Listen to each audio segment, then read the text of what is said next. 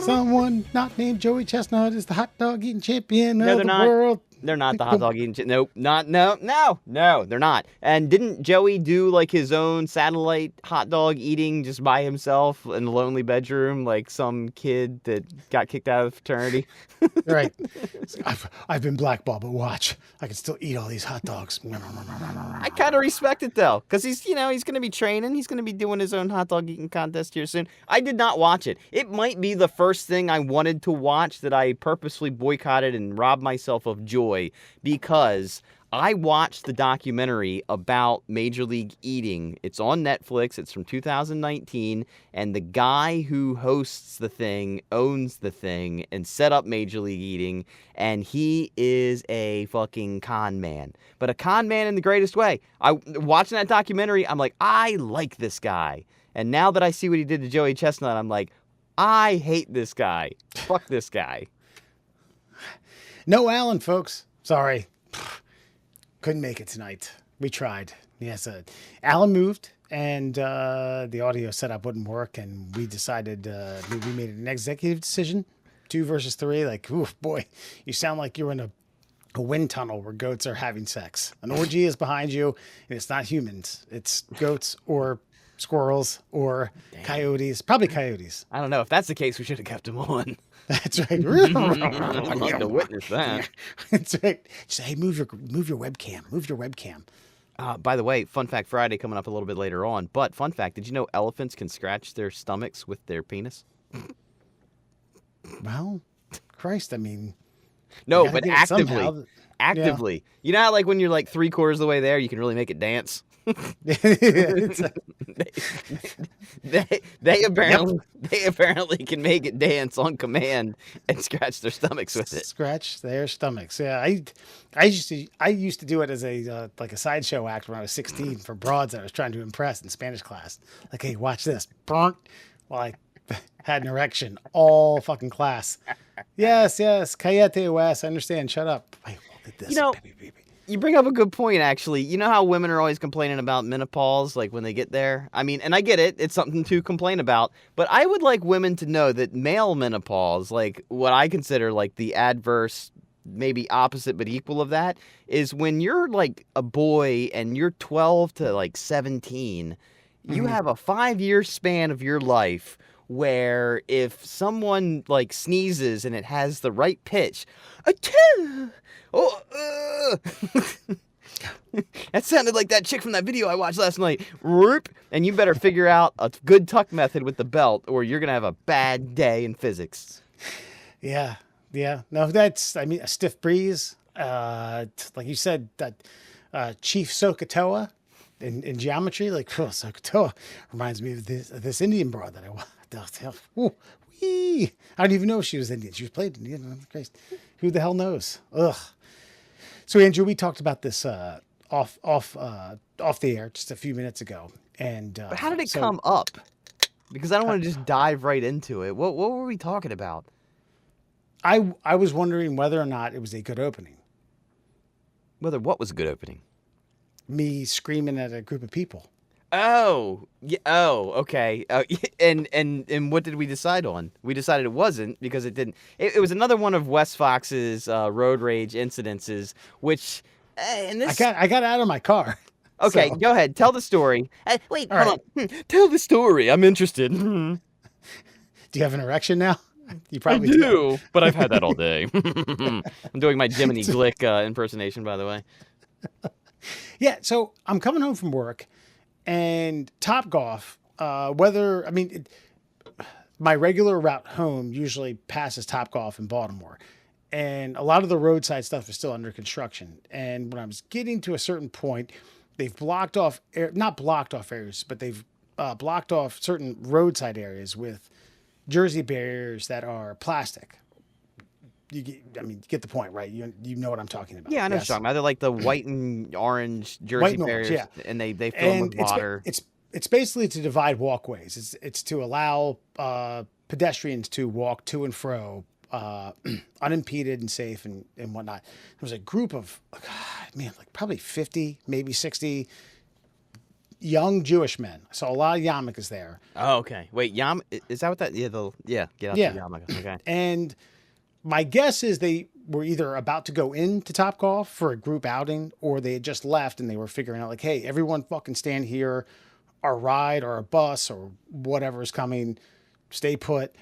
And I got caught behind a minivan that had stopped and a bunch of cars coming the other way, so I couldn't go around the minivan. And I don't know if they were legitimately agitated or if they were just trying to play good pedestrian. They say, go around, go around. I kept pointing, there's traffic coming the other way. Go around, go around, go around, go around. I was like, there's cars coming the other way. And if I pull around this fucking minivan, I'm going to go head on with a car that's going, even if it's going 5 miles an hour, I'm going to smash my fucking front end in. And some young punk slaps his hands, both hands, flat top on the fucking Jersey barrier. He's like, go around. And I put my car in park, undid my seatbelt, fucking got out of the car. I was like, there's cars coming the other fucking way. And they all froze up. Like, what the hell? It's like, they all stopped. Even the guy who was like the elder statesman of the group, the goddamn patriarch slash parental figure, stopped. I was like, holy shit, who's this fucking psycho? Like, got my car. Man, I was smiling. I went back and told Sarah, and she was like, that's fucking ridiculous. Why would you yell at them? I know. Why would you scream at those people? This is how every video that apparently shows up on my X feed now starts, by the way. And then it just ends up with you being fucking beaten to death in the fucking street. Or angry German descent man beats up Jews in the streets of Baltimore. Right. Yeah, it's right. Look at the anti-Semitic hate. It still lives. It's still living. Man, but I just don't get, I could understand the first handful of go around, but that little prick who slammed his hands on the Jersey barrier thinking he was being hall monitor of the year, you know, but with the sash and like, I direct school buses at my school. Could now let me ask you, I'll be your therapist here. Could you have handled this differently? Could you have gotten out and maybe said, I'd love to if somebody could tell me when a car's not coming? Like, kind of pull a little Chandler Bing on them, a little sarcasm, get your point across, get your rage out just a hair, but also help yourself out in the process and make them look like dickbags, but force them to be helpful. Yeah, revisionist history probably could have directed me in a few different ways. I could have done nothing at all. I could have just sat in my car and my life would not have changed any differently. But man, it felt like that little prick needed a... Yeah, you're probably right. There's probably a mix of column A and column B. I mean, I would have given him the stiff fucking thumbs up, like, go around, like... Or just like lowered my passenger window, like, hey, you want to get in? Where I'm going's a lot cooler. Going uptown, bro. Bring your balls. God. Anyway, middle class hoes, everyone. Murr and Fox, man. Alan is not with us tonight. God, I was at the O's game with them tonight.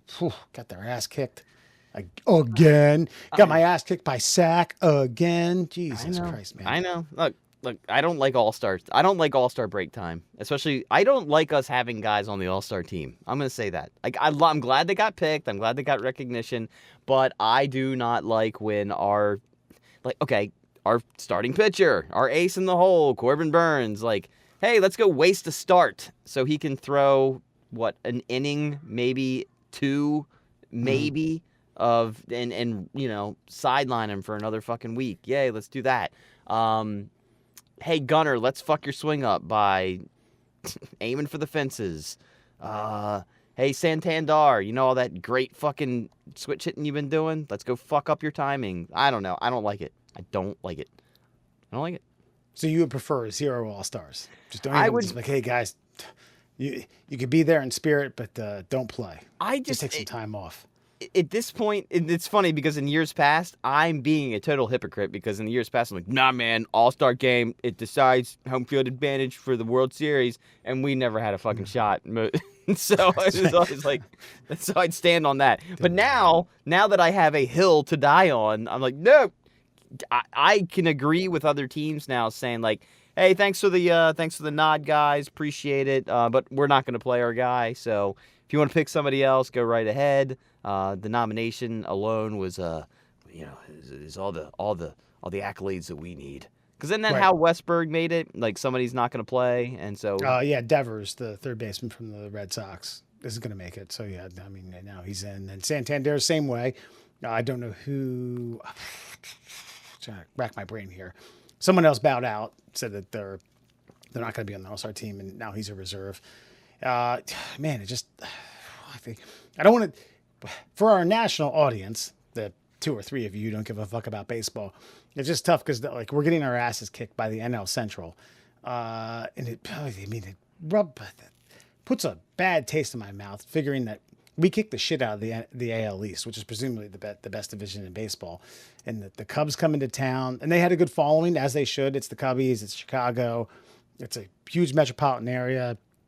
I talked to Cubs fans today. They were like, "Yeah, we love. I mean, this is a good destination. Middle of the summer, it's a vacation for us." And oh God, they let us have it tonight, and the night before, and the night before. We got the Yankees tomorrow. Either way, God. So, Andrew, how was your 4th of July? Did you? I see all. Hold your hands up. Got all 10. Oh, damn, I put my hands up the wrong fucking way. Like, I got all done. Yeah. Yeah, no, I let some off in the backyard. Was it a waste of $200 in my opinion? Yeah, probably. But the boy wanted fireworks, so we went to the fireworks store. Oh, and I had an altercation. Not an altercation, a little back and forth in exchange with some fucking redneck that pulled up in like the most lifted like Chevy full-size truck you've ever seen, and I'm shoving these fireworks into the back of my car, and he's like, "Huh, look at that. That might be the first time anybody's ever loaded fireworks into a Tesla." And I just kind of was like, yeah, if you think about it, my car's probably made more in America than yours. And then he kind of like, yeah. It's like, you have a good night. And I just kept going about my business. And then the greatest thing ever, like I can't remember if it was Motor Trend or whatever, one of the car magazines listed the best-selling American-made cars, and like Tesla. Three Tesla models are in the top 20. No nice. Ford, no Chevy, because they're all made in fucking Mexico now. Yeah, dude, I was at a small little nook in Joppa, Maryland. Yeah, I'm okay. I said you didn't say anything, so. Because I know where Joppa is. Why would I not know where Joppa is?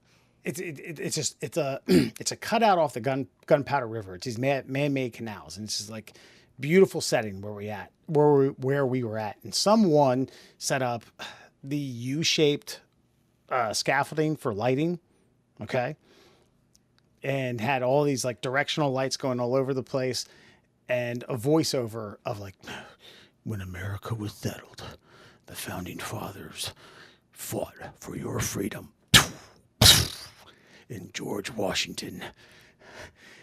Dude, it was narrated. At first I was like, this is bullshit. And like 20 minutes in, I was like, oh my God, fucking America. I have a Stars and Stripe Uncle Sam hard on, and it's fucking went on for an hour and a half. Dude, God damn. It was quaint. It was like the canal probably has like 50 houses there, and there were 3 separate sets of folks shooting off fireworks. And honestly, I was like, there's nowhere else I'd rather be.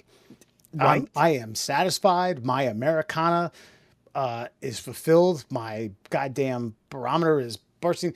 The mercury has blasted through. I am happy. Now, this is a conversation I wish Alan was here for, but okay. Let's take all politics just seriously. Party platforms, yada yada, candidates, sure. Whatever. Let's take it all out of the equation. Like, look, I love this country because I know that if I dedicate myself to whatever it is I want to accomplish, I have a working man's effort of accomplishing that goal.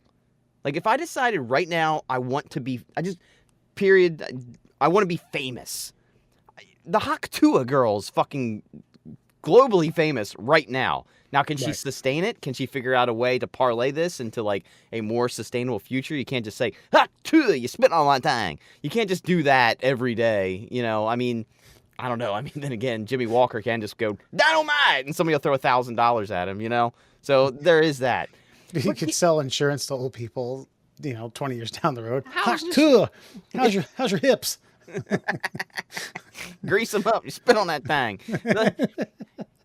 My point is, everybody obviously loves this. I would hope that this is where I feel bad for the left. Now, again, I said I wanted to keep party platforms out of this thing. I feel like they don't love America, and I feel like maybe the people that are preaching their political message to them don't teach them the good parts of the country. I just feel like if we all had some decent American oorah propaganda, propaganda can be good or bad, like to uplift us. Like you said, you were like, this is cheesy, and all of a sudden you got a red, white, and blue boner, right? Right. Can we become proud of ourselves again? I don't agree with that to an extent. I don't think that the right wing has a monopoly or a stronghold on patriotism. They don't, and I don't like their version of patriotism either. By the way, because it's cheap, it's fragile. Right. It is fireworks and fucking motor cars and horse shit like that. But I don't see anything from the left saying this is what I love about America. Like it's like they don't. On the left, it's like they don't like the country. On the right, they're like love it or leave it. Like it's imbalanced. I just feel like we should figure out a way to say this is a good place to be, guys. It's malleable. It's clay. It's whatever you want it to be. How do we present that message so that we can just say we're Americans? We should be. Thank God we live on this geographical piece of earth, right? That has pretty much every natural resource, maybe not in abundance, all of them, but has every natural resource available to us. We can grow as much food as we can feed the world with the food that we can grow here. We can raise as much agriculture as we like. The roads, the technology, we have everything, and I feel like we're squandering it because we're so angry at each other for bullshit reasons. That's true. I mean, some of that is propaganda raised, I will say, because no one that I was around was like discussing a liberal would love this, a conservative was already loving this. I mean, again, it was very anecdotal where I was, because everyone was like, their heads were 90 degrees in the air watching, fireworks. And again, that's what you said, like law enforcement are willing to be like, you know what, this is the time of year where you love your country. Even though it's illegal in this state, just blow this fucker up. Sure. Smithereens. We don't care about fires or small fires. You put them out yourself. Well, it did rain I was so grateful too, because I bought these fireworks and it rained for like 15 minutes. I was like, this is perfect. True. This is perfect. Nothing's going to set on fire now, and I can do what I want. But here's the difference, though. You light off fireworks on the 4th of July illegally. They're always illegal year-round, by the way. You light them off illegally on the 4th. Depends upon what country you're in. Or not what country, what state you're in. I know, but exactly what you're saying, though. Maryland. They're illegal to fire off in Maryland. Sure. On the 4th of July, you do it, and you can probably be like, hey, Officer Peters, watch this. And he's going to watch. That's it. Sure. He's going to be like, all right, pack it up, boys. You do that on, I don't know, September 1st. What the fuck y'all doing? All right, boys. What are you doing over there? We got the car. Sure. Can I search it? Like then they're going to harass you. But because, for the most part, cops are patriotic, it's the 4th of July, they're going to let it slide on that day. But I just feel like there's a group of people in this country that maybe like they hate the fact that fireworks are being let off because you're celebrating something they don't like. I don't like this. Why are we celebrating this country? It's so oppressive. We got to get over that shit. And I don't know what kind of populist needs to come about. It ain't Donald Trump, that's for sure. But we need some sort of populist that's like, guys, this shit ain't that bad. Stop. You should alarm your neighbors. Those old people wake like asleep at 9:30 down the street. You should wake them up with the most goddamn grand extravaganza kaboom you can imagine. Now, here's one thing that did agitate me, because a lot of us were swimming around, and they had like, it was like it's not a trampoline, but it was like a float that had a trampoline-like thing in the middle, and all the kids were jumping around on that. And someone from a neighboring house kept filling up water balloons and like throwing it around. And all I was doing was like swimming around, finding floaters to throw to the kids for them to throw at their friends, and it was a lot of fun. But I got to a point where like parts of the canal were about 12 to 15 feet deep. And I was swimming around a couple kids. I was like, hey, I got something better than a balloon. You ready? And they're like, well, yeah, what do you got? I dove down and brought up 2 handfuls of muck. I was like, look at that. And they all were like, ew, no, I don't want that. Yeah, why'd you do that? I was like, man, when I was a kid, you threw muck at your friends. Yeah. And they were like, dude, why did you grab that? Where'd you get that from? I was like, from the bottom of the fucking canal. What are you a fish? I was like, no, I'm an idiot 41-year-old who's drunk swimming around With kids. What do you want me to do? That's right. Yeah. I was like, I held it up. I was like, I can only float so long. Are you sure? Like, no, I don't want that. Damn. Times change, I guess. Dude, times do change, man. Like, I mean, Take this handful and throw it at your friend. It'll be better than the water balloon. It is geographic though, because of where we grew up. Like, we grew up by rivers and like waterways and stuff. And so, like, I mean, I would assume these kids are too, but I don't know. I'm right down by the Octorara Creek, right? William's never gonna swim in the Octorara. Never. Right. Not in 1,000 years. Like, I know what was in there because I remember when I was a kid being so fucking like disgusted. Like a carp, like half eaten, with it, like rib cage showing, like flopping in like on a rock. And I'm like, ugh. I remember being freaked out. I'm like, I don't want him down there getting freaked out like that. But then there's a certain contingency of this county that saddles up, gets the kids, takes them down, throws them in the back of a truck. We're just not as redneck as we used to be. There was a time before technology where everybody had a little bit of redneck in them, a little bit of outdoorsman in them. That's how I can remember Garrett Island, right in the middle of the Susquehanna River. We used to more often than not, would get transported out of there on a single board outboard motor, one that had a single rod that, steered it and was like, Alan, where are you taking you and your boys? Garrett Island. Pick us up in 6 hours. I'm going to polish off a case of Heineken, and these two are going to drink Coca-Cola till their teeth rot. They're going to swing off a rope tree till they can't fucking think anymore. Just miss that rock hanging up. And there's a couple logs down there. Don't hit them. That's right. No, and then we would dive down and pick up muck and throw it at one another. Dude, and occasionally, I even thought it was. Sarah talked me out of it because I remember joking around with Dewey when I was probably like 10 or 11, grabbing muck and putting it over my nipples. Like, ooh, look at that. What do you think of that? Ooh. And what's hilarious about that is there's like these real bougie women that'll go to a salon and like have that rubbed on their face by a stylist. Yeah. This will help you exfoliate. This is great for your skin. There's vitamin D in this. It'll make you shine. It'll make you glow. Yeah, it's Susquehanna River muck. God. But I throw one handful at you on a Saturday afternoon and you get all fucking twisted up. An 8-year-old floating around with a life vest was all, ugh. Why would you do that? I got to say, too, man, the whole COVID thing, like, it's so funny. William, if he touches things that are indoors, I don't know, like doorknobs, toilet handles, stuff like that, he demands hand sanitizer. But if we're outside, he will dig up a worm and, like, flop it or throw it at me or something like that. No problem there. Doesn't need hand sanitizer after that because it's outdoors. Outdoors is dirty. Indoors is outdoors is dirty, okay. Indoors is dirty, not okay. It's just such a weird cycle. We are psychologically fucking ourselves up, and I don't like it. And I don't know. I want more patriotism, and I want more just, I don't know, man. I don't want to be this old man like when I was a boy. But things are not as good as they were when we were kids. Right. Yeah, it's weird because, I mean, the generation prior to us said the same thing, and I kept thinking, like, I don't know, I kind of like the way we're doing it. I mean, it's very zeitgeistian in that realm, but is there any right or wrong answer? I don't know. I mean, I used to jump off the top of a deserted barge where we could never break in, and that's not for lack of effort. We tried to break in thousands of fucking times. God knows what the inside of this was. We think it was like a boathouse type thing.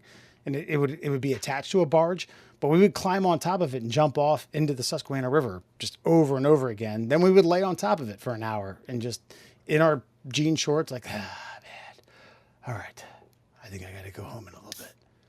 Okay, cool. And that was it. That was the day. It was great. It was amazing. No cell phones, no social media, muck all over us. And then our parents were like, hey, why is that wet? Like, I went wading. Well, okay. All right. Yeah, whatever.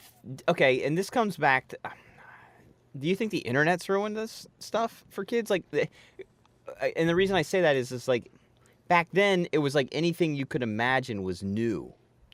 Now, anything you can imagine, you can find online. Like, back then, you might feel like you were I'm the first person to ever climb on top of this boathouse barge thing and dive off into it.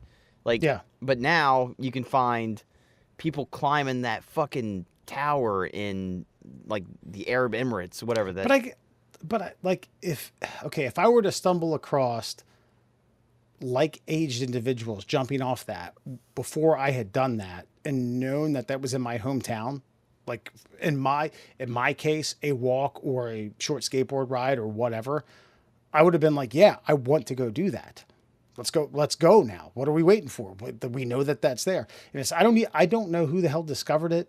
I don't know who found it. Didn't matter. I mean, and it was dangerous as fuck. It got slippery and it had a rounded edge.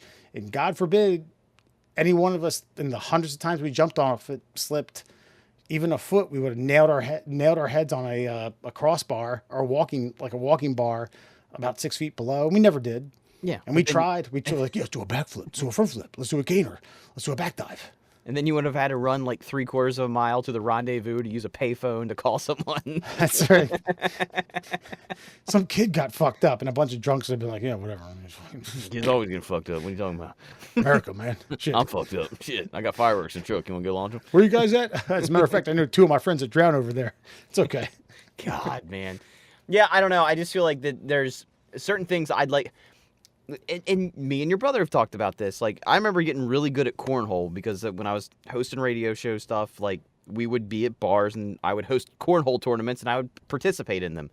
And then ESPN 4 comes along with, like, their cornhole tournaments, and I'm like, oh, these guys are ninja starring beanbags between beanbags into the hole, like, at will, you know? And so I'm like, oh, there's no point in me playing cornhole anymore. That ship has now sailed for me. I will never. Like the Beatles song, like nothing you can do hasn't been done, just done way better. Yeah, I don't know, and maybe people see each other getting fucked up too much. The only thing I'll say is, like, I've seen a lot more kids doing like 7-year-olds doing kick flips. I think skateboarding is advanced because of the internet because they can learn things. Oh yeah, I watched a special the other day. They did the whole Tony Hawk 900. In the whole progression of that, and in the monumental moment at the X Games, a lot of people don't remember that was supposed to be like a trick contest. He had already lost and then tried it, I think, like 15 more times, and then now there are like 11-year-olds who are doing 1080s. Yeah. Females who are doing 900s. And me and your brother were talking about this with Tony Hawk because he doesn't. I don't want to put words in his mouth, but he doesn't idolize Tony Hawk like other skateboarders do because he felt like Tony Hawk was like a robot doing skateboard things. It was vert skating. He hated vert skating. The joke was like when they would watch, they would put out these videos that were like roughly an hour and a half to 2 hours. And anytime the vert portion came through, they would just fast forward through it. Well, it's a vert fan. It's because, and again, I don't want to put words in his mouth, but my dissection of what he talks about is that Tony Hawk was just a robot skateboarder. Like, amazing. Not taking anything away from his skill set, but like there was no flash, there was no flair, there was no like poetry to his motion. It was like a robotic human doing these things that nobody else could do, which is still amazing. You still tip your hat to him, but not my cup of tea. But man, when Tony Hawk on that X Games that you're talking about, he lost because he couldn't land the 900, but he was the last one to go. And at the time, especially, ESPN was like, I know how to butter my bread. He's going back up. He doesn't have any more attempts. This is for no victory. Airtime means nothing. We're going to whatever we had sectioned after this. Sorry, folks. You're going to come on later. If Tony Hawk dislocates his spine, we'll cut the cameras. Maybe. Right. We might watch that too. But if he continues to walk back up to the top of the ramp and attempt this, we're not cutting away. And they kept going. Yeah, like you said, like 15 tries, and he finally hits it. And it's one of the greatest. To me, it's 10 Cup. If anybody doesn't know 10 Cup, give me another ball. Give me another ball. I can make this. I'm not quitting till I do. That, just to quote Jim Ross, intestinal fortitude that took to perform that for a live audience. It just, I don't know, man. I just don't feel like people have that gumption anymore. But that is what makes greatness. That's the 10,000 hours. If you go back and watch that, it's like the 3 times before he's getting really close. He's squaring up. He's getting his body leaning forward because he was leaning back, and then the tail would, the nose would pop up and he would fly out.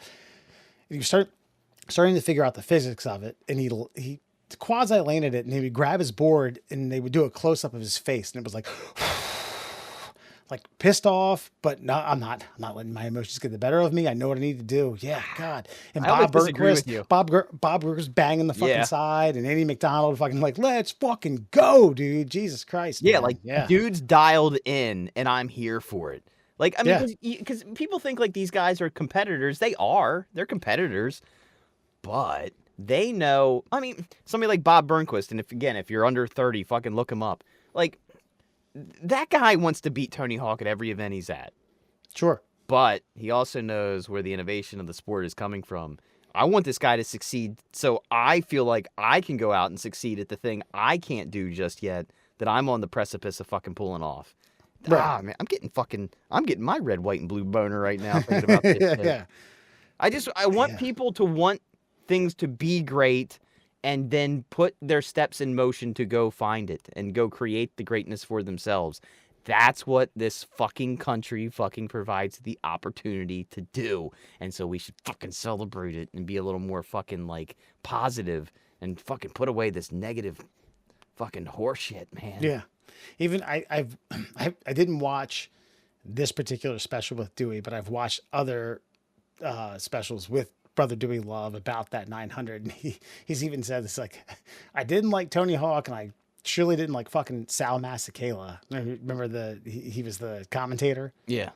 Yeah, because he's like kind of like a wannabe. He's like, I was willing to set my emotions aside to appreciate uncharted territory of skateboarding. Like what currently going on, or can you think of that would become like a moment? The 900? No, I don't know. Not necessarily the 900, but like, I mean, you go back in time, like, if you believe in such things, like the moon landing and things like that, like, what could be the moment that people would just finally stop? And I don't care if you're tuned in on the internet or wherever, but everybody's watching the same thing, no matter what feed it's coming through. I mean, when Phelps was chasing eight golds. That's true. Yeah. But now that we're looking at 14 years later, that's not yesteryear. That's history. Yeah. Depending upon how you categorize it. I don't know. I mean, a lot of people won't appreciate it, but Simone Biles coming up, here in a mere couple weeks is about to perform probably a handful of things no one has ever done nor will do for the next handful of years. Here's what I'll say about women doing triple axles, quads, and figure skating. That's going to be a couple of years. But anyway, go on. No, but with Simone Biles, like, look, I have always tuned in to the gymnastics. I mean, that to me, that's a marquee fucking. Again, I don't watch swimming year round, right? But when it's an American going for history, I'm all fucking there. I'm glad this is a good segue into to the Olympics because it has to do with like pride, country pride. And the thing with Simone Biles, like, look, last time she got they call it the yips. What was it last time? The twisties. The twisties. Okay. I mean, I'm not holding it against her. I took William to a trampoline park the other day, and they have like a Ninja Warrior course there. And they had the warped walls. They have an 8-foot warped wall, piece of cake. 10-foot warped wall, like, okay, all right. It's kind of intimidating. Then they have a 12-foot high fucking warped wall. And that's intimidating as shit. And I went and I fucking missed 3 times. I actually almost dislocated my shoulder on one of them because I fucking was reaching so hard. And I finally hit it. I was like, oh my God. Like, I watched Simone Biles do a fucking flip at 4 foot fucking what, 9? Is that what she is? It's something like that, yeah. Like 9 or 11? And she fucking, her head, ESPN did the fucking stats. It's like Her 12 head, foot. her head is at 12 feet. I'm doing a 12-foot warped wall. My arms are extended. So that's an extra 2 to 2.5 feet right there. So, like, that is an achievement of human ability that is not seen. She better not get a case of the fucking squigglies this fucking time. Yeah. Like, show me what you got. Usain Bolt didn't fucking pull up lame in the 100 before he broke the world record. You know what I mean? Like, Right. I agree that she's the greatest gymnast of all time. Possibly, maybe. She has to conquer that fucking anxiety. That's where you become great. You do the thing and you put away the fucking baggage. That's what makes you fucking great at anything. Yeah, so I am looking forward to it. I don't want her to fail. If she does, she's dead to me. Fair enough. Man. Paris, 2 weeks away. Here we come, folks. Oh, and by the way, tell me, okay, you're 41 now. I'm 45. Correct. I have found myself much more interested in the women's events. And it's because I think in the back of my skull, no offense, ladies, I feel like I could still compete against, like, women. And watching it now, I'm like, nope. They are... A 28-year-old woman is so far superior to your athletic abilities at 45 years old. Yeah. Like, watching their times is impressive. I was talking about, like, the last World Cup, Women's World Cup with Sarah. And it had to do with, okay, the 99 World Cup women's team who won gold.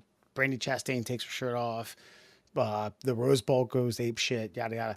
If you watch that, like, the game has gotten so much faster. And I'm not saying they could, if you airlift or time transport those girls to today, they get fucking mollywopped by every fucking team you can imagine. You do that with the men. I still think they lose, but it's relatively competitive. And my point is, it's a tip of the cap, just how much better the game has gotten on the women's side. Not only for soccer. You're right. Track and field. You see the times. Look at the women's 400. All those girls are around 46, 45. The pole vault, high jump, triple jump. It's incredible. When I was in high school, Swimming too. This Ledecky girl's yeah. she's gonna like fucking slay it. Oh, they showed her records. I can't remember exactly which stroke or event or whatever, but like she holds all of them. Like it basically as far down as stats and the top 10. Like every top 10 time in her event is hers. But Yeah. my point is on the women is I remember when I was in high school, a lot of my track times were really close to the Olympic champion track times. Right. Pretty close. Like, I was in the 50s in the 400 and they were in the 50s in the 400. I'm like, I could compete as a woman at the Olympics. But now I'm like, nope. No. This is beyond, and it's fun to watch. And it's more fun to watch because it's more realistic. The men are still crushing it, don't get me wrong. But the men are now like performing events that are peak human physical achievement. Right. Period. And this isn't anything to take away from the women, but it's so far beyond what the average man, woman, human is capable of that it's almost not even fun watching because it's like, I mean, it's fun watching to see if they can like do the best that's ever been done. But the women, it's like, this is an achievable goal, sort of, but Sure. not anymore, I guess. Right. Your somewhat competitive state track runner from a high school could have competed in, let's say, like, because they don't do the 300-meter hurdles, but the 400-meter hurdles or the 400 or the long jump or things like that. And then what are we saying, 25 years down the road? No shot. No shot. Zero. You won't sniff. You get laughed at. 100%. Yeah. I'm gonna give her a shout out. Aaron Stauffer back in high school, like fast as fuck. And I remember Coach Davis. He was like, Stauffer, you're running against her. And I'm like, really? You gonna embarrass me like this? She was fucking fast. I genuinely, in my mind's eye, don't know who won. I think I eked her out by like a half a step.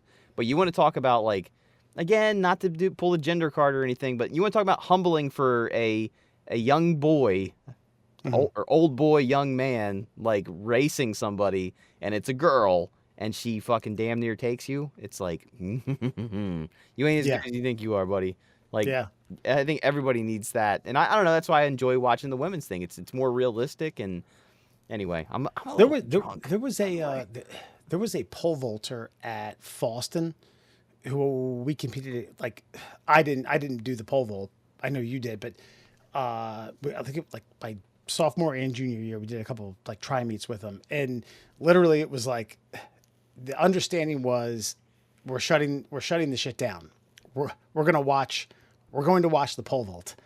Like, yep, we're going to delay so and so event because this girl who has a full ride to Clemson coming up in the next 2 years is going to pole vault, and she pole vaults higher than anyone that's going to compete, man or woman, in this entire event. Watch.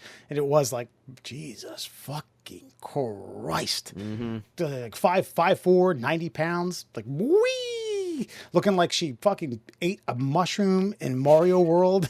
And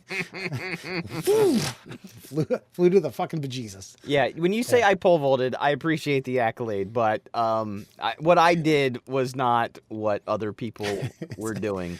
Like, from what I understand, it you got a plexiglass thing that was like rated for 400 pounds. Yep. That didn't bend, and it was basically jam it as fast as you could into that thing and hold on and pray. My highest was 10 feet. That was the highest I got, and then I remember and for Cecil County, that got me to states.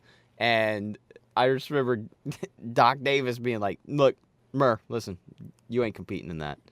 Like, but I made it to states. He's like, you ain't competing in that. I made it to states, Doc. Let me compete. He's like, all right, fine. I'll tell you what. You go over to the pole vault area and you watch them warm up and you tell me if you want to do it. I watched them warm up at 12 feet. And I was like, yeah, Doc, I think I'm just going to stay myself for the 400. 400. Yeah. We competed like Octorara. Does that ring a bell? Yeah. In Pennsylvania, and they still I don't know if they do it anymore. Very well, they may, but they still did the javelin. And we showed up and they were practicing, and our coach had to explain to their coach, like, yeah, we don't do that in Maryland. And I remember that it was the 4x8, which is the very first race. This guy's like, man, y'all don't do the javelin? It's like, I mean, I think we could give it a shot, but boy, nope. Did they let you? No. Like they excluded that event. Didn't like it. Didn't. Oh. It wasn't like one of those things like, oh, we're taking all those points because you guys can't do this. But the one of the guys I was competing against was flabbergasted. He was like, yeah, not the javelin. It's like, dude, we can barely get enough people who can scrape the grade point average to do shot and discus. So, wait, I know the story behind this. When my brother was in high school, who's 5 years older than me, someone wasn't paying attention.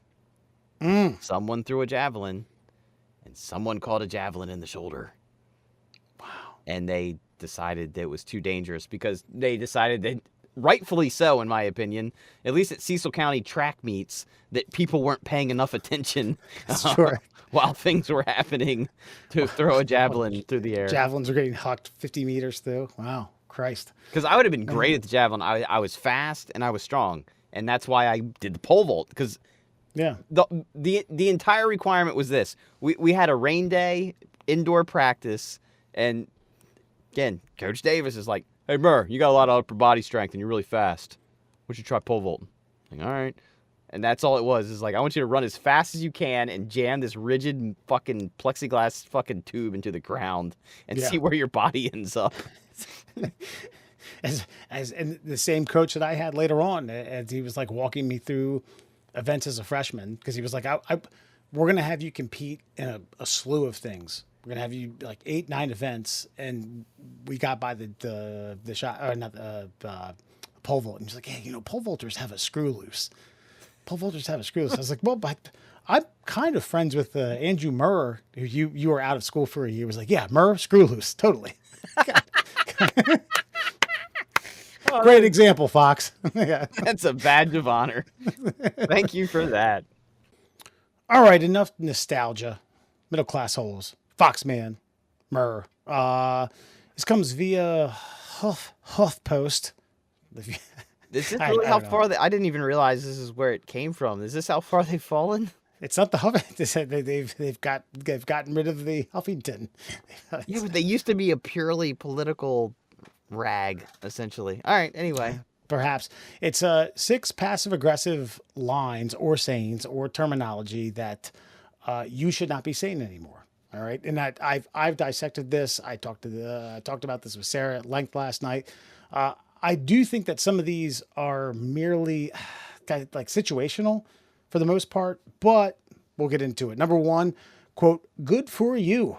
Basically saying you show resentment for someone who has accomplished something when in fact you should say, is it possible to feel both happy for one person and upset for your own misfortune?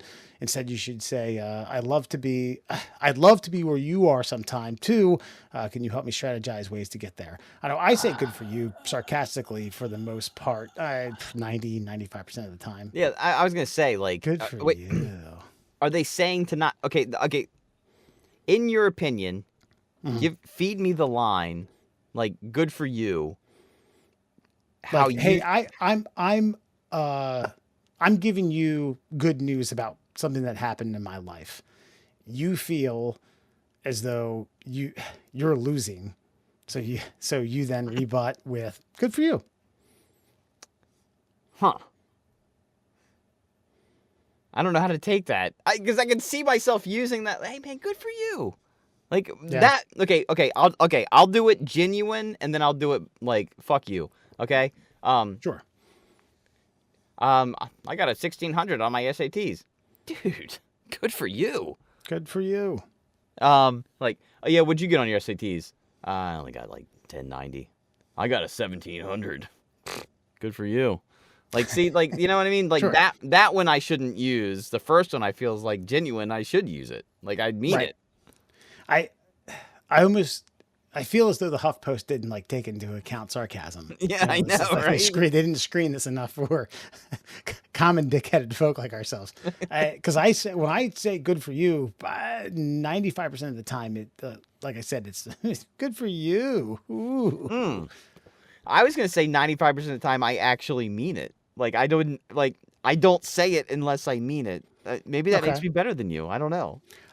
I mean it when I say it. In that regard, I'm like, hey, good for you. That's awesome, man. Shit, good for you. I work in a sales environment, and some people's achievements mean nothing to my own achievements. I'm like, good for you, man. You earned it. You busted your ass. You fucking grinded. You did what you needed to do. I'm happy for you. Good for you.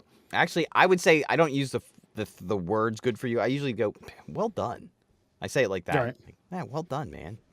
I think that's kind of what they're getting at. Like you shouldn't. The good for you is passive aggressive. Like well, I'm driving my own sorrows here. But okay, hold on. Isn't intention the whole like 95% of the fucking ball game here though? Like if I'm not being disingenuous, like words matter, right? Good is good, sure. right? Yeah. You is you. For is intention. So good for you. Like man, good for you. Like,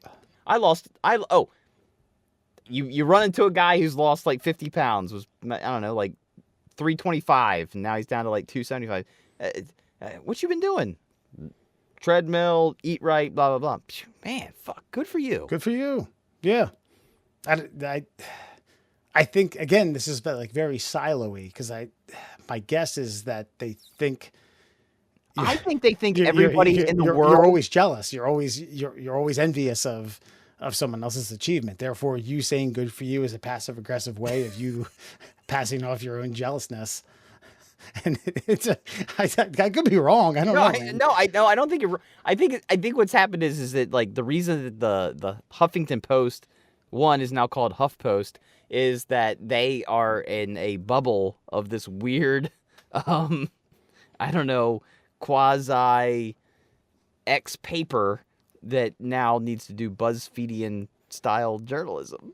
Yeah, But could be. we digress. Yeah. But it is good to get into the minds of like your 25 to 35-year-olds so you can understand where they're coming from.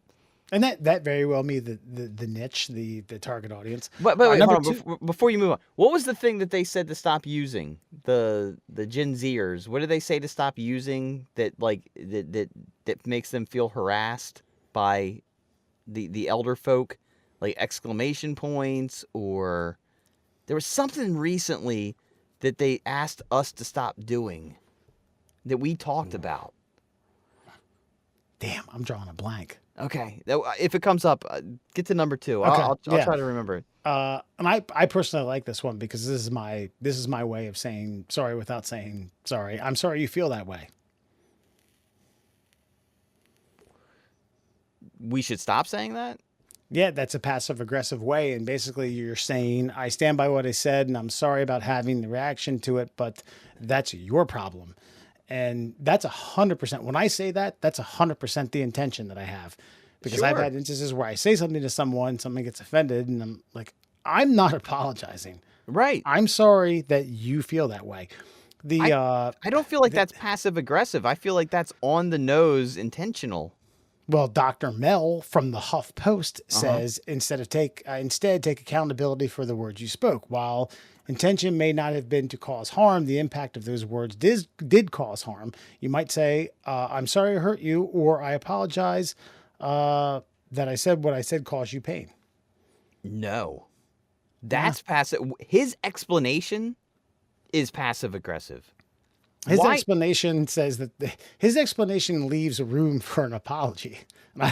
When I say this, I'm not doing that. Right. I'm sorry you feel that way. And then and then this is the George Costanza of all Costanzas. Okay, look, bottom line is like, okay, let's create a hypothetical. And then I say, I'm sorry you feel that way. And like, well, you're not going to apologize? No. Because I meant what I said. I'm sorry you're taking offense to it, but what I said was this, and I will explain what I meant was this, and if you took it any other way, I'm sorry you're hurt by that, but that is how I feel. So you can't take my feelings out of this equation. I'm sorry you feel that way. Yeah. Kiss my dick. Draw a line in the sand. That's not passive aggressive. Not everything deserves an apology. If you feel the way, if you don't have to apologize for the way you feel, and if the way you feel is wrong, then okay, so be it.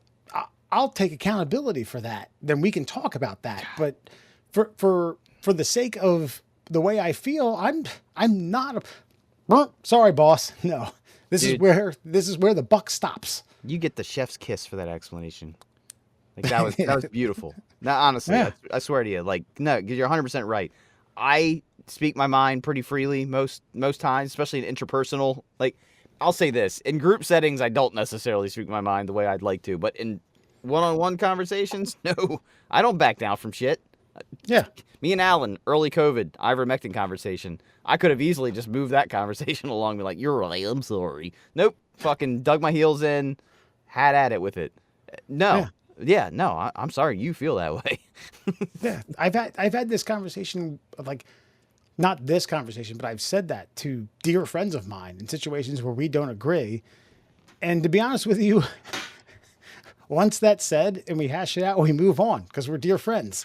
Right. We see eye to eye on most things, and that person then understands, like, okay, well, he's not budging, so fuck it. Yeah, dude, me and your brother got in a slobber knocker of a political conversation a couple weeks ago, and I think I might have said, "Oh, sorry you feel that way," and then like we just let's talk about something else. We'll just move on. So, and then like a week later, he's like, "Hey man, maybe I was coming on a little aggressive about that, and I was like, dude, it's fucking cool. I said I'm sorry you feel that way. You're, you're apologizing. I see. I I meant it when I said I'm sorry that you feel that way about this Yeah. conversation. So let's just move on. We're not going to see it eye to eye. It's not a big deal. People just, it must be a generational thing, and I hate to feel old, but here we are. Yeah. But I feel But right. And to consider that or label that passive aggressive, and I get what the hell was his name, Dr. Mel, whatever fucking university he earned his PhD from. There's a great. Did you ever watch Dirty Little Lies on HBO? Sounds familiar, but I can't recollect. Doesn't matter. These two, they're sidebar characters. It revolves around a group of women, and they're husbands of two of the women, and they cross paths and they don't like each other. And one of the guys is like, "Man, not everyone gets along. Can't we just be fine not getting along? Can't we just be okay with that?" And dude, this like set my mind to the goddamn cosmos. Dude, I won't mention any names, but I remember you were having, I mean, it might have been I want to say it was a New Year's Day party, classic Fox household New Year's Day party. And it was that time of night where all the kids started showing up, mine and Dewey's friends, your friends. And I went around and everybody, hey man, what's up? Good to see you. Gave him a big old hug. And then I got to one person and I was like, how are you? And we shook hands. Yeah. And took 2 steps back from each other. Like, I like your presence. I don't love your presence. And we had no beef about it. Like, it was a mutual handshake. Like, hey, God, good to see you. Good to see you. Good to see you, sir. Yeah. We're not going to get along tonight, but that's going to be okay with each other. I literally said this to an ex-girlfriend's friend, crossing paths with her, and she wanted to start an argument. And I was like, look, I don't like you and you don't like me. Let it be at that. We don't need to hash this out now. We're not going to figure anything out. We're not going to break any ground in anything. We're not going to find anything mutually, beneficial. Let it go. Yeah. And man, I'm sorry you feel that way. The last three, I'm kind of wishy-washy about. That's a good one. It's fine. Is that okay? That one I will agree is kind of passive aggressive, but when I say it's fine, I am definitely assertively saying let's move on. Sure. Sarah said the same thing. She was like, there's situations where you don't want to engage any further, and you just say it's fine, and you repeat it. It's fine. It's fine. It's fine. It's fine. It's fine. It's fine. The reason I don't like it is because I do agree it's passive aggressive. But if you press me on like why I'm willing to move on, I'll tell you exactly why. And it's probably better for everybody that we just leave it at that. Yeah, you may be testing them to see if they'll follow through, a la the other person. You may be trying to shut down the conversation. The more effective way of expressing yourself is to, surprise, tell the other person how you actually feel. No, that's not always true. Man, we live in a fucking world where nothing's a secret anymore. This comes back to the whole technology thing we were talking about earlier. Everybody shares everything. And it also comes back to the guy who lived a life after he robbed a bank. Oh, yeah, that guy. Why are the cops here? It's fine. It's fine. It's fine. It's fine. It's fine. Like, some things, sometimes there will be a confrontation where it's not appropriate to explain why. It's just fine.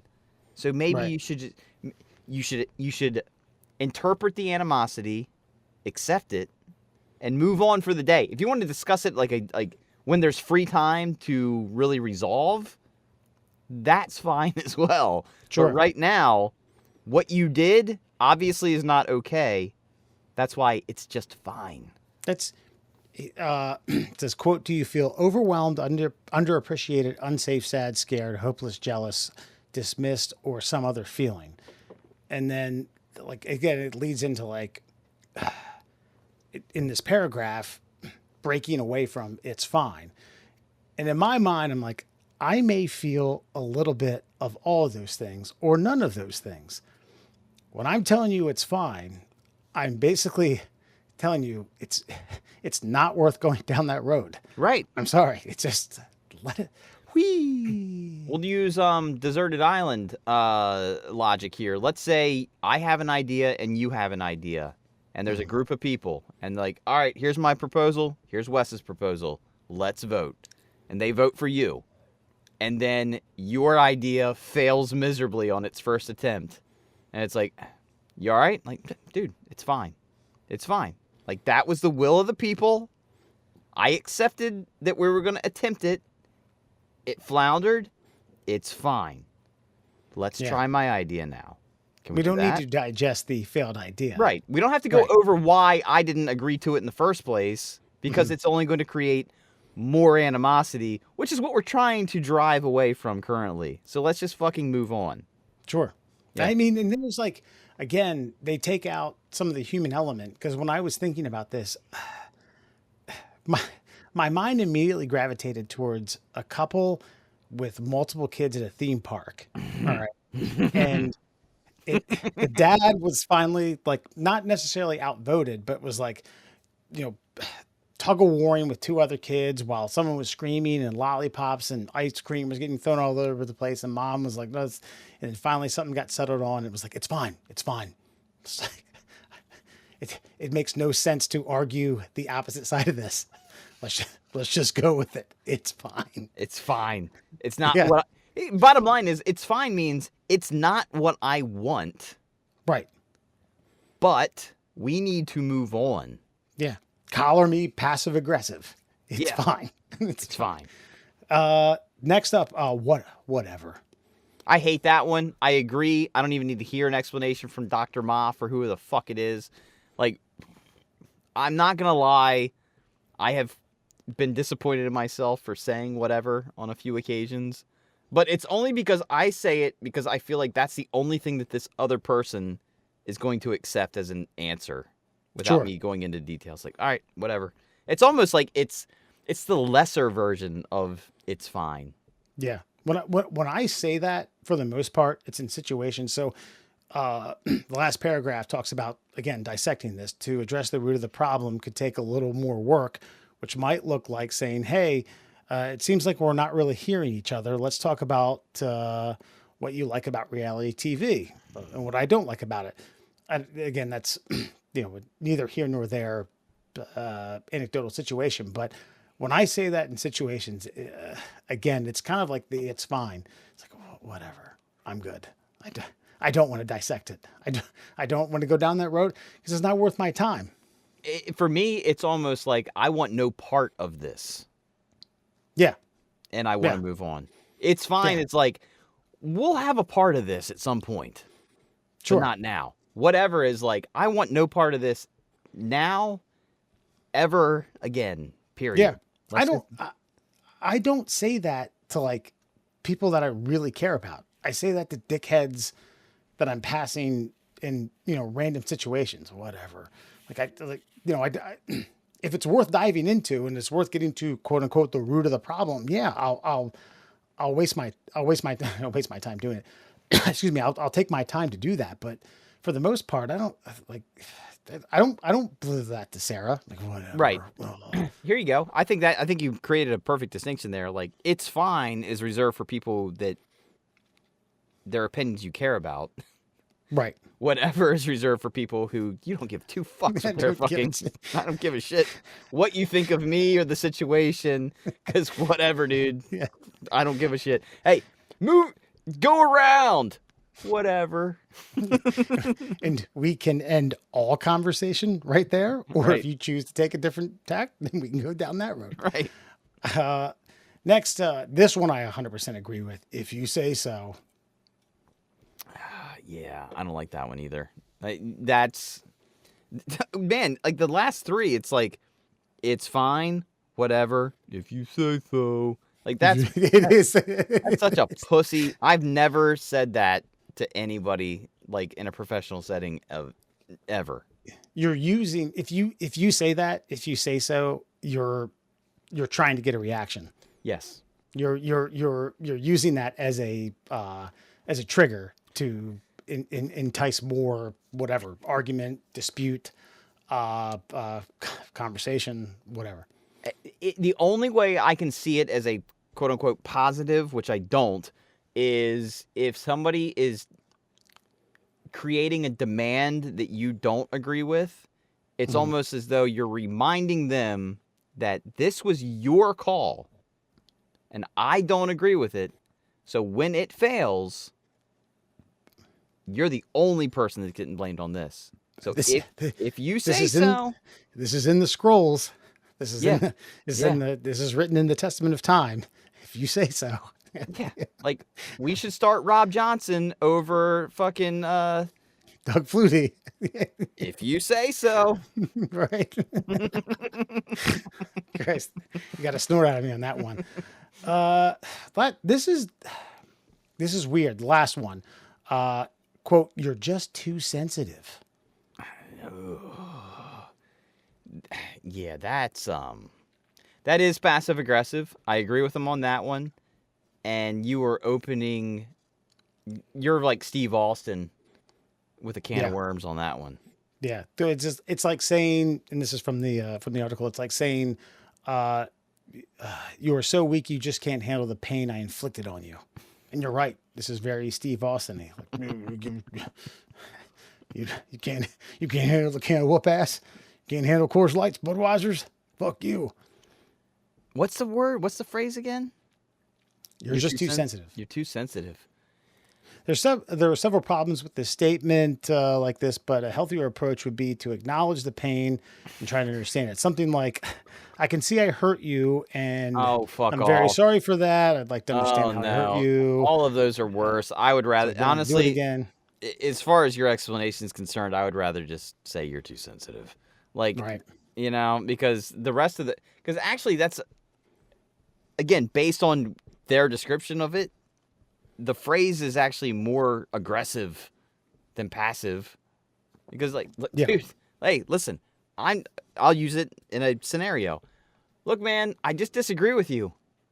You're too sensitive.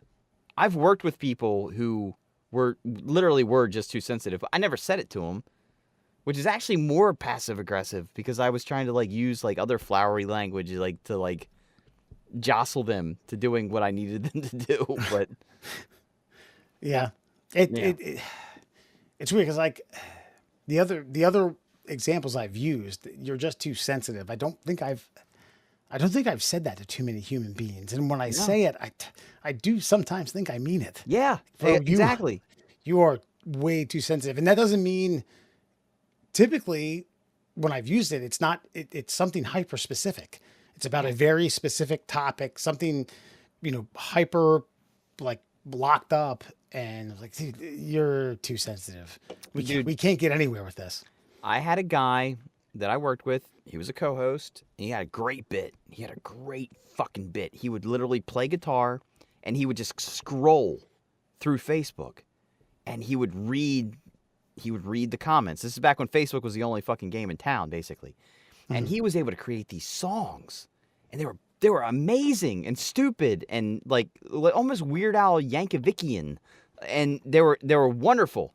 And then he started staging them, and when we got done with the bit, he was like, "How was that?" I was like, "It was a little flat this time, man." I was like, I wouldn't stage them. I would just do it raw. I was like, I feel like when you're just on the fly, you're so much better when you're making up for it. There's a sting in your voice when you don't like the next comment, but you do it anyway. And he's like, "I'm not doing it again." I was like, dude, you're too fucking sensitive, man.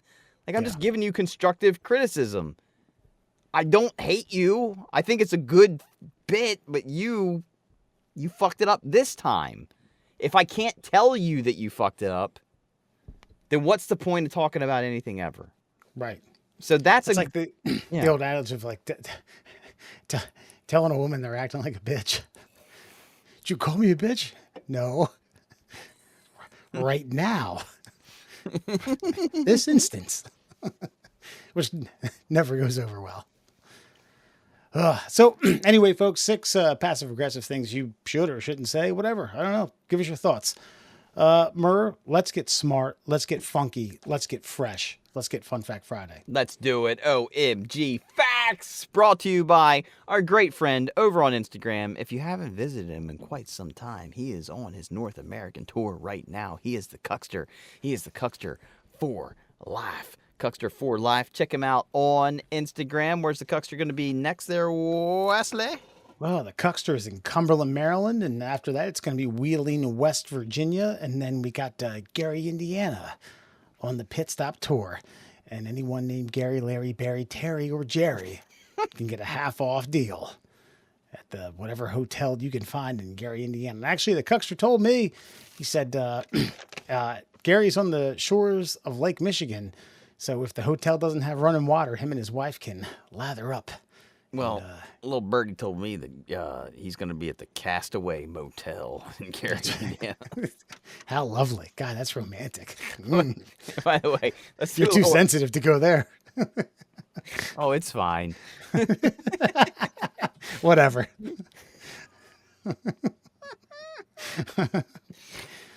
Dude, little inside baseball here. All of the places that the Cuckster visits with his wife is they're real hotels or motels. In fact, they're pretty seedy. They're pretty seedy. Don't look up their reviews. Cash only? Or they accept cash? Oh, yeah. By the way, I know I was bitching about like Yankee Stadium and places like that going like cash only. That's because you're sensitive, but anyway, go on. Well, even more sensitive than Target just announced, which I didn't even know this was a thing, that they are not going to be accepting checks any longer after next month. Handwritten checks. The only thing I write a check for anymore is like when I have fuel oil delivered, I leave like a check in like a Ziploc bag on the front door because I'm not going to be home. Right. I think I paid by a check for like when I had my bathroom redone because it was like several $1,000s. I was like, well, that's something you write a check for. You don't go get cash, and there's not a credit card machine in the tool belt of the guy who just fucking beat nails into my wall.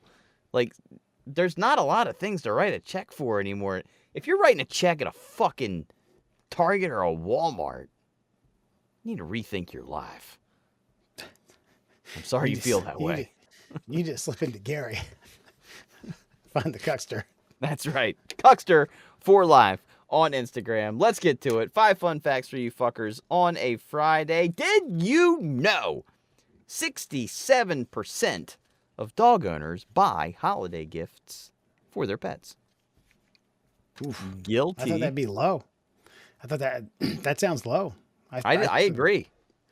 67? Yeah. I figured it'd be more towards like 80 or 90 if you were to, gun to my head. The thing is, man, there's a lot of people out there that just have animals because, like, I don't know. I feel like they have like superior dominance. Look, bottom line, mailman. I deliver to a lot of places. I feel like a lot of people just want animals around them. Like, they're not pets. They're just like creatures that they have domain over, and maybe it makes them feel better about their lives. They ain't buying them shit for holidays. Yeah, that's the other, what would you say, the 32%, 33% of folks that don't do it. Yeah, I mean, it is, I don't know. I am a quasi dog owner. I'm stepdad, if you will. Stepdog owner. I know during the holiday season when Sarah breaks open a brand new thing for Gideon to fucking tear to bits all around the holidays, and he's like, oh, what is this? What is this? It's enjoyable. It's fun. It's fun. Because we've bought Duchess Christmas presents every year, and birthday presents, by the way. And she loves opening presents. Like, I have to, like she won't. I always put a stocking out for her during the holidays, and then I'll put all her gifts around the stocking, and then she'll, like, because I'm the one up at night putting everything around the tree and everything, she'll, like, look at me like, and then she'll look at him like, not yet, and she won't touch him. And then the next morning when we get up, she comes out and she's sitting there and it's like, go ahead. And as soon as I say go ahead, she fucking grabs one and just starts ripping at the paper. It's awesome to watch. Yeah. Yeah. And ironically enough, one of Gideon's favorite toys is this like 3 foot long fox that can play tug of war. Mm-hmm. Yeah, he fucking bastard. Yeah, that's great because that's the first toy that Duchess ever got was like a 3 foot long like sock, like tube sock style fox. Yeah. Oh yeah. That probably from the same manufacturer. Damn right. Then China. Did you know 85% of the Fortune 500 key executives are fraternity or sorority members? I wanted Alan around for this one too, actually, because I wanted to ask you guys, like, how you feel, like, wrestling in, like, a pit of Jello really helped you become, the key Fortune 500 members that you guys are. Yeah. Well, I mean, our fraternity certainly isn't knocking at the door, cracking at the bit at the Fortune 500, the Fortune 5,000, or Fortune 50,000, if you will. I got into 2 years ago. Sarah and I bought standing room only August and September tickets at Camden Yards. So it was like unlimited games, and we wound up sitting next to this guy who was an SAE member at Maryland and was talking about how he was like opening up an exclusive club. He was like, this is for exclusive members, exclusive people who are going to be senators, doctors, lawyers, entrepreneurs, the best of the best. And I was like, oh, okay. And I told Dewey about it. I was like, this guy was in Maryland. He's like, I wonder if did you ever tell the guy how many times they were under indictment for fucking cocaine possession and date rape drugs and every year a fucking pledge of theirs died because they fucking overdosed on alcohol intake. And I was like, hey man, well, I could have used you there. As I'm drinking my beer. Oh man, that sounds great. Sounds like a great club. Fortune 500. I mean, unfortunately or fortunately, how you look at this, I mean, it is a fraternity. Or So, sorority. okay. It is a group. Okay, well, so for the people, I get it, and I'm an outsider looking in because I never joined. I mean, I became friends with a lot of the people that were at the fraternity that I lived at, but I couldn't ask my parents for the money to join the fraternity. I would have if I had the money myself in my own bank account. I wasn't gonna ask my parents for like more money. Hey, I need $1,000 for books. Oh, and I'm also gonna need an extra, $700 this semester to join this fraternity. And it's $700 subsequently every semester. Yeah. I just it didn't seem like the moral or ethical thing to do, so I didn't. But I know that because of the camaraderie that they would probably go the extra mile. Say somebody was just simply looking for a job, and if you're one of the ones is like, look, I made $1 million last year. Can I work for you? Yeah. Why wouldn't I let you work for me? I can see that because you're a part of a, like you said, a fraternity. But like, is that kind of the gist of it? Is you guys went through a shared experience, so why wouldn't I let you in on the fart and the experience? Okay. Thought that was on. Yeah, I mean, a chunk of it is networking. A chunk of it is, hey man, I'm out of school. Can anybody help? Can anyone fucking lend me a life raft? This is my experience. I could use a entry level position anywhere, and typically, at least the way I understand it, they'll do it. I mean, 85% is that's a big number. If you were hitting 85% in Major League Baseball, you would be the greatest baseball player that ever lived for the next 100 years. Yeah. Misery loves company. I can understand why people who aren't in on it fucking despise it because it's kind of a shiesty game too. But I'll say but I will say this: if you're like a professional, quote unquote professional, like lawyer, doctor, investment broker, like I feel like those are the ones where obviously those are the companies, those are the types of folks. Well, pharmaceutical, not doctor, but like. Those are the folks that are in the Fortune 500. Sure. And I would like to dig more into I'd have to see more of the statistics on that because there are academic fraternities and sororities. Let's be crystal clear about that. There aren't these like, hey, come in here, you're going to pledge for 8 weeks and you're going to, drink your ass off and have to do everything that I want you to do at my own bidding. Like you're a slave. There are academic ones where you're just placed in. And these existed in Frostburg. Whack, if you ask me. Totally whack. Whatever. Yeah. Whatever. I guess my point is like if that's the field of study you're going into, it might be worth your time and effort and money to join a fraternity or sorority. Sure. Whereas a creative writer, you're kind of up shit's creek, one way or the other. Like, I'll tell you what, it hasn't worked out for me just yet, and I hope maybe someday it will. I will say there's nobody who's interacted with me that hasn't said like, "Hey man, you're a smart guy. I'll hire you for anything." Yet they haven't hired me for anything yet. So there's that, but I also didn't put in the effort to go into the area of study that is most compatible with like the fields of the people that with the Fortune 500s of correct. the world. Yeah. Yeah, Gotcha. that make it worth it. Did you know in Oklahoma it's illegal to wrestle a bear? Oh. Well, I think legal problems might be the least of your worries if you tried to go tit for tat with, hey man, I was in the fraternity and I wrestled.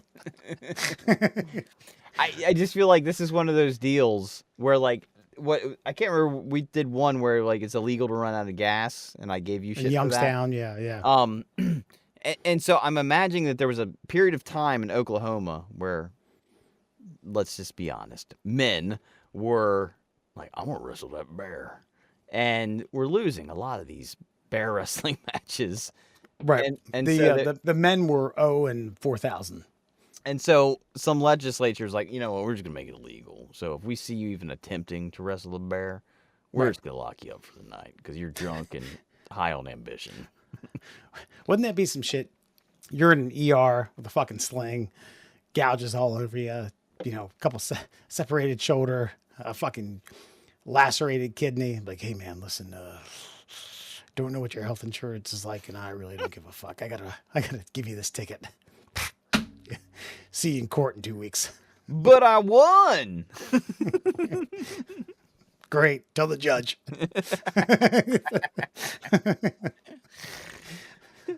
Yeah, no, it's just that's one of those ones where, it makes me want when I think of history, what the history goes to the victor, like you get to write the books. I just want to go back to whenever that law was, like 5 years before that law was passed. Sure. And I'd like to know what was going on in fucking Oklahoma. It's like, I think I've watched it subsequently. Like, I saw it on Wild Boys, but I saw it on Discovery Channel a few times. It's like, oh, a man isn't a man in a tribe unless he sticks his hand into a hornet's nest and leaves it there for, X amount of minutes, gets stung, X amount of times or whatever. And that's that crowns your manhood. I do wonder if in Oklahoma, they're like, hey man, a man's not a man until he wrestles a bear, till he fucking, you all see a bear in your backyard and you're 14, 15, 16. You're like, all right, here it is. Hawk 2, let's do this shit. And like, fucking, you ain't got to win, but you got to try. Yeah, the only winning is living. Yeah. Ugh. It does make me wonder if we need more like pain tolerance style rights. I mean, you kind of got to it a little bit earlier, like jumping off a high structure into a big body of water. Like I almost feel like, I don't know, man. There was a really wake up moment for me, and it was years ago. It was probably a Israeli-Palestinian conflict. They happen all the time. But I just remember like seeing like this Palestinian kid, probably like 6, 7 years old, holding a fucking Glock. I'm like, our kids are pussies compared to that kid. That kid will fuck me up.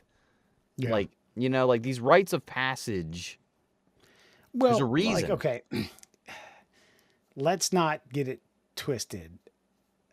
A young kid in the United States, Oklahoma, Oregon, Minnesota, Maryland, New York, Florida, wherever, doesn't have to stick his hand into a fucking hornet's nest and hold it there for 3 minutes in order to crown himself a man to be able to take care of a tribe and be a man.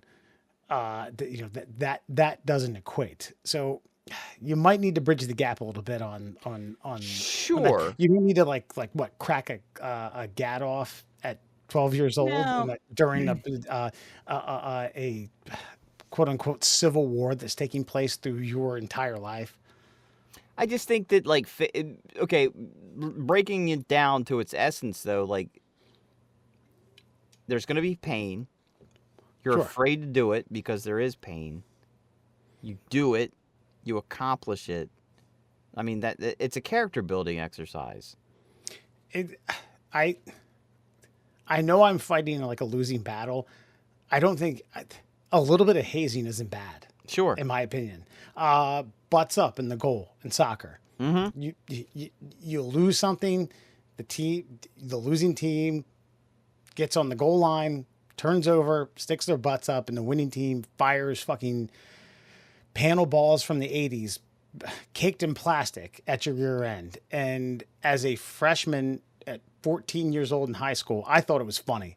I was like, ha ha ha, holy shit. Like, bam! Josh Michaelis just rifled off a 70-mile-an-hour fucking stinger from the PK line right into my rear end. It stung like hell. I got up, I turned around, and I laughed. And I went back with the team, and I ran a long run. And maybe I'm cut from a different thread, but I know that later on there were people like, I'm not fucking doing that. Yeah. I will never fucking get in line to fucking be degraded like that. And it's like, it's not degrading. Again, I'm fighting a losing battle when I say things like that, and but in my opinion, you shouldn't be. Like, I get it. I get where the other side is coming from, but the other side is coming from where, like, I would never put myself in that situation. But it's like you would also never put yourself in a situation of leadership because I would never want you there. I would vote you out every fucking time because you're scared. Like, you have to be. This is something I'm teaching. I'm teaching William. Sure. Like, sometimes you're going to be afraid to do something, and sometimes you're right to be afraid. But you know what? You're going to make it out the other side. You'll be all right. You'll be all right. You'll be all right. Yeah. You're going to be, you might be changed, but you're going to be okay. Yeah. And that's okay. Yeah. And listen, there's hazing that's bad. I did a whole goddamn,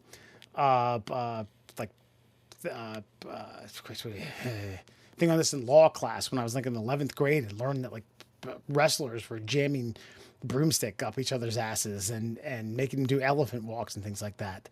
Sure, yeah, there's a dividing line, but sometimes it just gets to a point where it's like, come the fuck on, man. It's camaraderie. Jesus. Well, that's why I didn't wrestle, by the way, is because it was a doorstop and it was in the auxiliary gym, and I was already a athlete in 2 other sports that I excelled at. So I was just like, I was wrestling for like to keep my stamina up and all that jazz, like to keep my cardio up. Like it was like an off-season thing that I wanted to try. I was small, but I was strong and I wanted to do it. I'm like, I don't need to be hazed by you fuckers to like fit in. So kiss my dick. I ain't getting fucking a piece of wood shoved up my ass. I won't name names by you twats to prove anything to anybody. I've already proved myself in all the realms I care about. So yeah, I'm out. Have a good day. Like, that was not a hazing ritual that I needed to. I'd already proven my manliness in my own way. I didn't need somebody else to fucking shove anything up my ass, which sounds like the least manly thing to really do, in my opinion. Actually, as a matter of fact, when I was presenting this, me and my classmate had recorded something off of like I think like CBS or ABC special or something like that. Like, they stuck the broomstick up the wrestler's rear end, and the team called the broomstick Pedro. And the neighboring class heard this and fucking erupted laughing. The teacher, of course, I was 16 when this happened. I saw that guy like a decade later, and he was like, "Yeah, Pedro." That's awesome. He found that absolutely hilarious, and God, I remember that. His guy's name is Chris Demicky. If you're listening to this, holy shit, man, that was great. The broomstick's name was Pedro.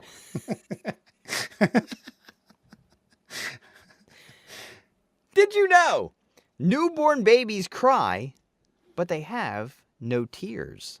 Their tear ducts aren't formed until they're about a month old. So they're just a bunch of whiny bitches. Pretty much. And there's so many other fluids coming out of their bodies that you don't even notice. I showed that to Maria actually yesterday. I was like, did you know that? She's like, huh. Now that I'm thinking about it, I don't remember wiping any tears off his face. I know, right? Like, Yeah. Like, it's just something you, like, dude, they're just... I'm hurting. I'm hungry. I poop myself. Yeah.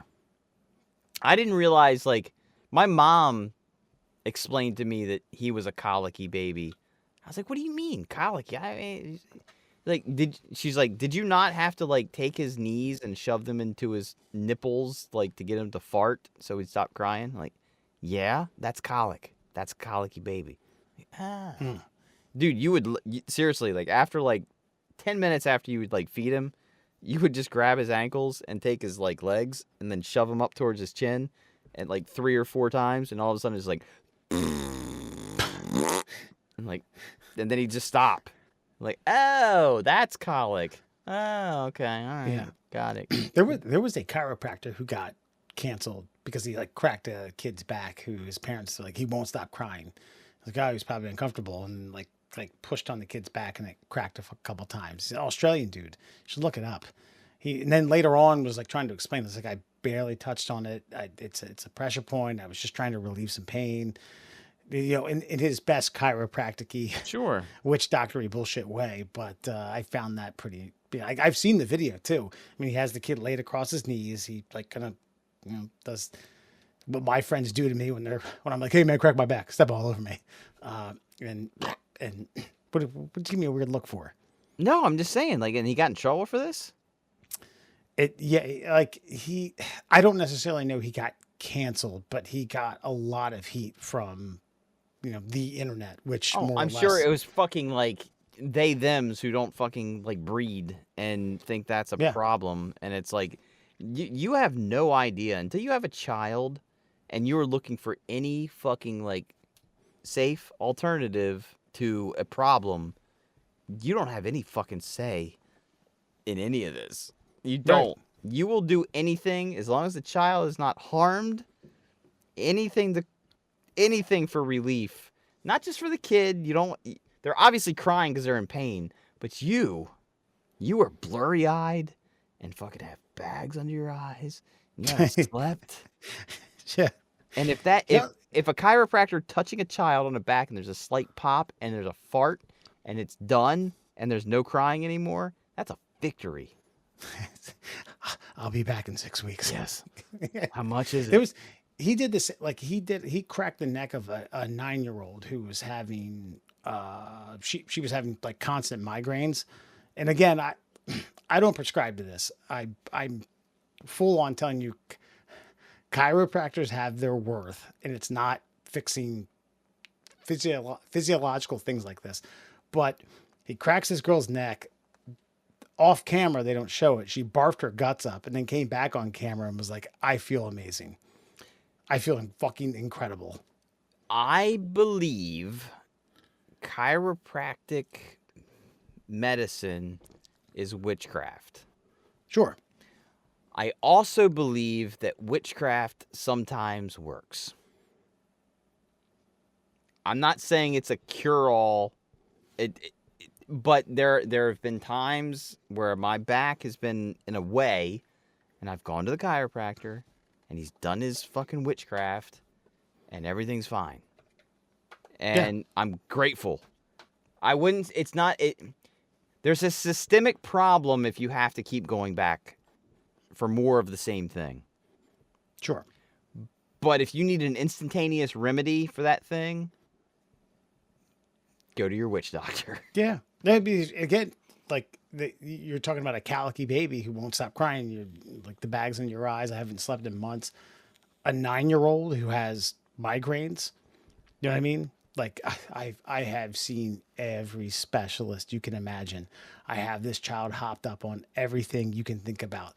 I've changed the diet and not only what they eat, but the entire fucking household because I don't want them to have this miserable fucking pain. And this guy's like, whew, I feel good. And just to let the world know, I had a migraine that was caused by going to a chiropractor, and I had to go to. Okay. Goddamn.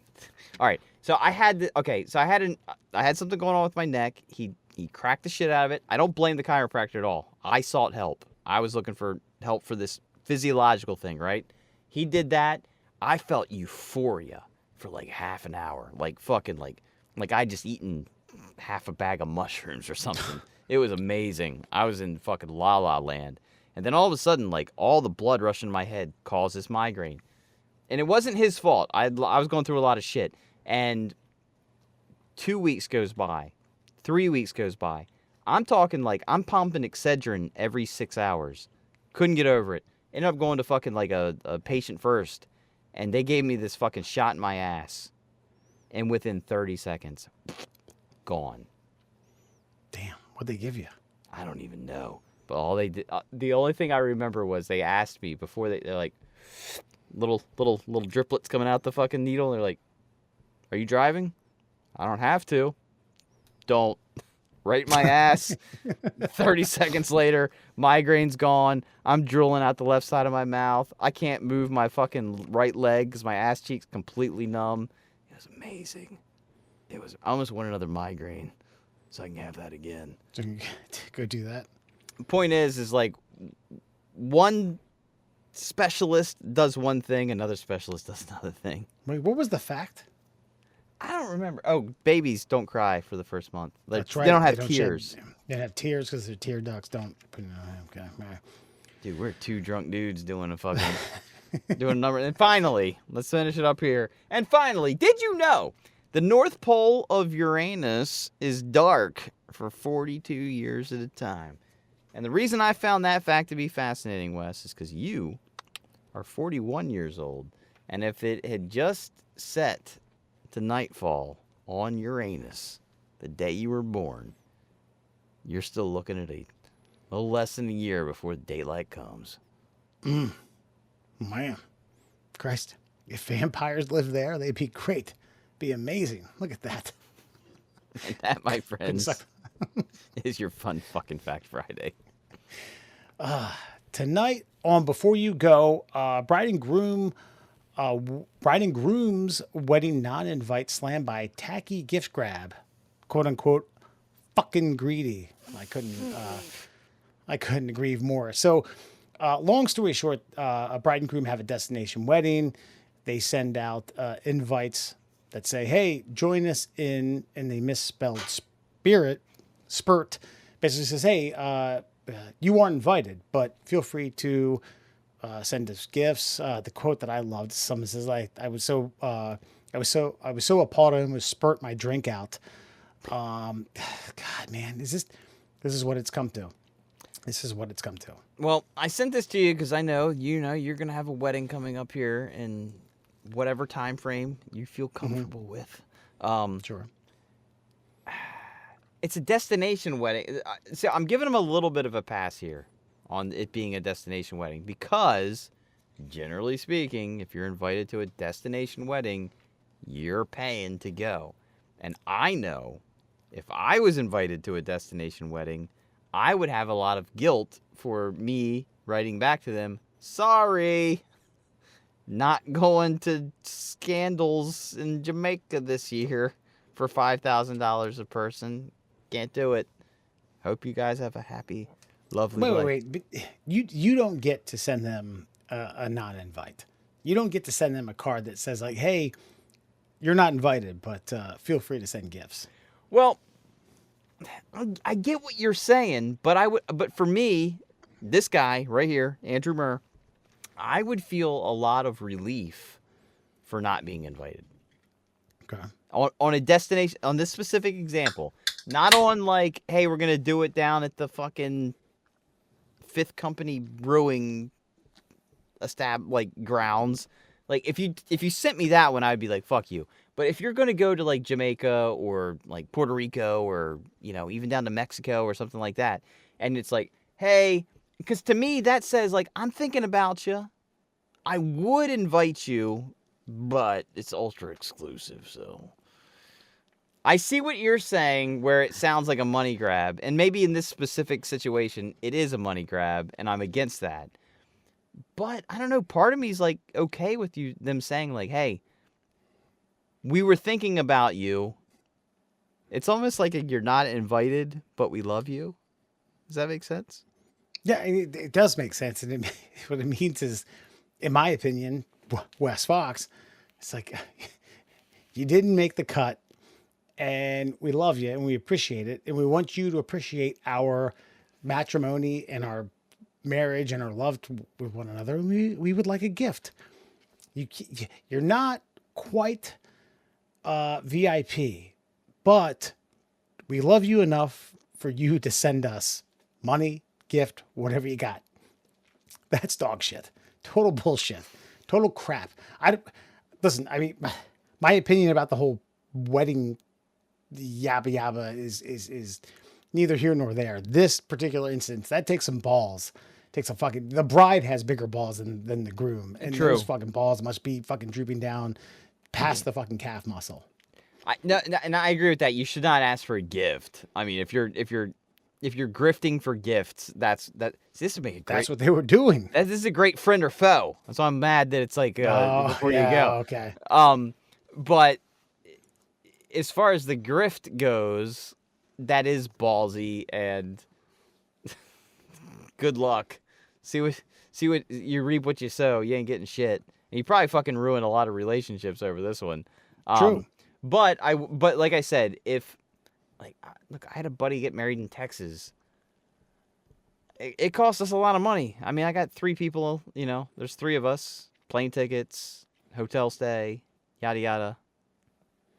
Like, if you felt that I would be burdened by this, I would appreciate hey, you're not invited, but I was thinking about you. I'd probably send them a bigger gift. I'd send them half the money I would have spent on actually going. Damn, that's where we differ on this, because I just differ on this because I just whatever. But again, as long as they weren't asking for a gift, if they just sent it like, "Hey, we're getting married, we love you, we only have so many seats, just wanted to reach out to you and say, hey, you didn't make the cut. It's only." And anything you can give to help us get kickstarted in our new life would help. Vacuum cleaner, air fryer, $300, whatever you got. Listen, I'm half on my own team. I'm half on your team on this one. Sure. I would send them I would send them the biggest gift that costs $15 and gift wrap it and send it down to wherever, Jamaica or anything. Basically, like, have it, walked up and be like, this is from West Fox. Look at this. It'd be a great thing to do, especially again in troubling times that we're in, is like find out what political party they're in and donate in their name to the opposite party. Have a MAGA hat sent to their house. This is a $300 gift to the Republican Party with the elephant coming out. Wait, is it the donkey? Donkey is Democrat, elephant's Republican. Yeah, maybe a baby elephant. Animatronic too. Bunch of balloons go up in the air, fucking fire off. Christ. Have Joe Biden's voice attached to it. Yeah. Hey, congratulations on your anyway. This year's my running mate. And whatever thing you got going on. Oh, all right.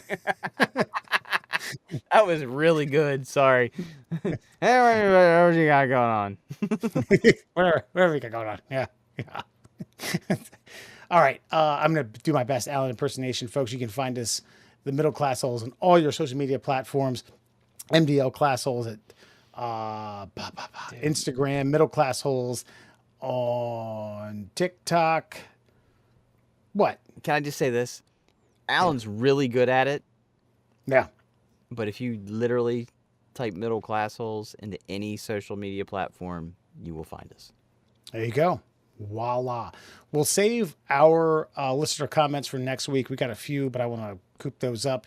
We got some good shows coming up. We're going to get Adam on for Asking for a Friend. We got another good bad movie review. We're hoping to get Sam on from the Drunkard United football show. As a matter of fact, those motherfuckers, they spearheaded the Annapolis Blues, which is that soccer team down in Annapolis, like D4. They got 7,000 fucking people to attend a football game on a Wednesday. Wow. In Annapolis. Wow. Oh, God. So, God bless them. We hope to get them on the show, folks. All right. We're way over on time. We'll holler at you, I guess, in a week. Yeah, maybe a week. We're done. Meow, meow. Whatever. Yeah. Or run to me. That's all. All right. It's fine.